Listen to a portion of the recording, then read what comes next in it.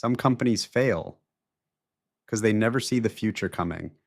Kodak was different. They saw the future before almost everyone else. In fact, in the world's very first digital camera was created inside a Kodak laboratory. So here's the question. Why did the company that invented the future fail to own it? How did a business that once dominated nearly the entire photography industry end up losing almost everything? This is not just the story of Kodak. It's a story of how a company's greatest success can quietly become its most dangerous trap. Chapter 1, when everything started with a problem.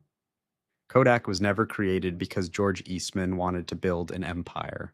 He simply wanted to solve a problem. At that time, taking a photograph was incredibly difficult. The cameras were enormous, the equipment was heavy. People had to carry tripods, glass plates, and bottles of chemicals. Photography wasn't made for ordinary people. George Eastman realized something. The biggest barrier to photography wasn't image quality, it was complexity.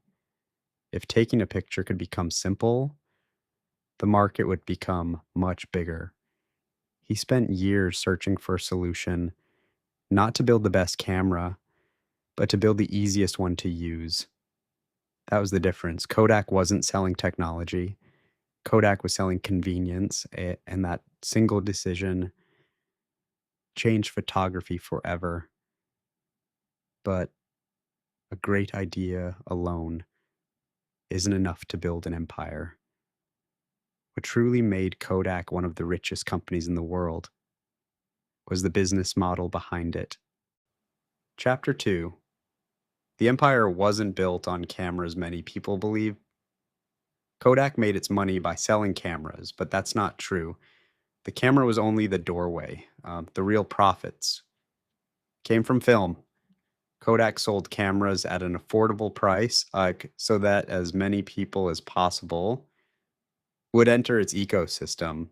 Then every time someone took a picture, they needed another roll of film. They needed to develop it. They needed to print it. Customers bought a camera once, but they kept buying film for years. That's why Kodak wasn't just selling a product. It had created a recurring profit cycle. The more people enjoyed taking pictures, the more money Kodak made. The business model worked so well that Kodak eventually dominated almost the entire photography industry. When everything was working perfectly, no one believed the empire could ever fall. But the very business model that had taken Kodak to the top also made the company afraid of change, and that was where the real tragedy began. Chapter 3, when success became the trap. There's a fascinating paradox. Kodak didn't fail because it was too slow to innovate. It failed because it innovated too early. It was Kodak's own engineers who built the world's first digital camera. That meant the company wasn't lacking technology. Its leaders saw the future coming. They understood that digital photography would change everything, but understanding the future is not the same as embracing it. If digital cameras became successful, people would stop buying film. They wouldn't need photo processing. They wouldn't need printed photographs. The entire profit engine that had made Kodak so successful would begin to collapse. It was an incredibly difficult choice.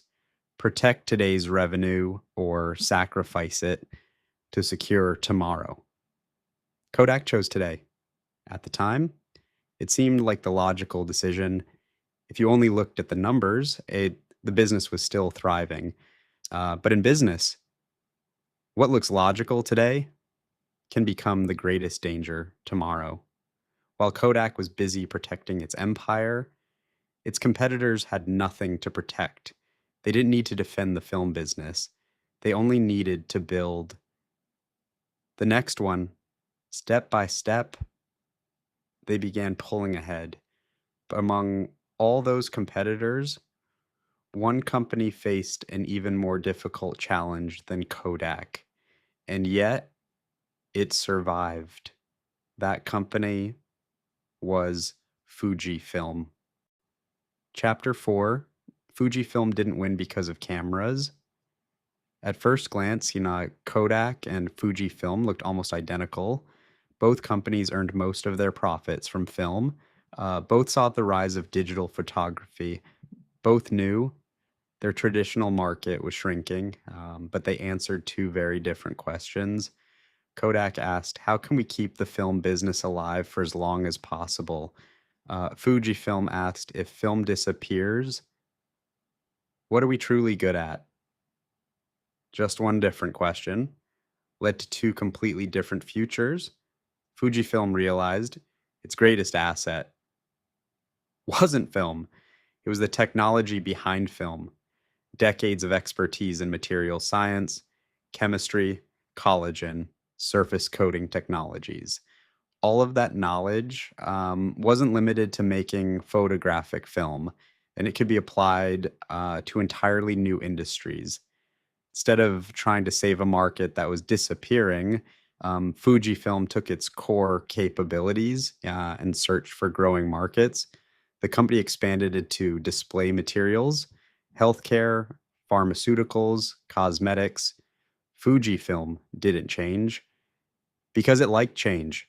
It changed because it understood that customers can change. Technology can change, markets can change, but core capabilities can continue creating value across many different industries. That was the biggest difference. Kodak protected its products, Fujifilm protected its capabilities. And that single difference determined who survived and who was left behind. Conclusion. What Kodak really lost, many people believe. Kodak failed because it didn't innovate. But that's only part of the story. The truth is, Kodak had brilliant engineers. It continued to create important inventions. It saw the future coming. What it lacked wasn't creativity, it was the willingness to let go of the very thing that had made it successful. And that is the real lesson in business. Your most dangerous competitor isn't always another company. Sometimes it's the business model that once made you successful. Success creates profits. Profits create confidence. But if you're not careful, confidence becomes complacency. Kodak tried to protect the market it already had. Fujifilm prepared for the market that was coming next. One company kept asking, how do we protect what we already have? The other asked, if we had to start over today, what would we build? Just one different question led to two completely different futures. That's why the story of Kodak isn't just about photography. It's about every business and every one of us. Because in a world that never stops changing, the thing that makes you successful today may become the very thing that prevents you from succeeding tomorrow. If this story gave you a new perspective on business and innovation, consider subscribing to Audio First Documentary. As a brand new channel, your early support means everything to us. And before you go, what corporate story should we break down next? Let us know in the comments below. Thank you for listening. Inc.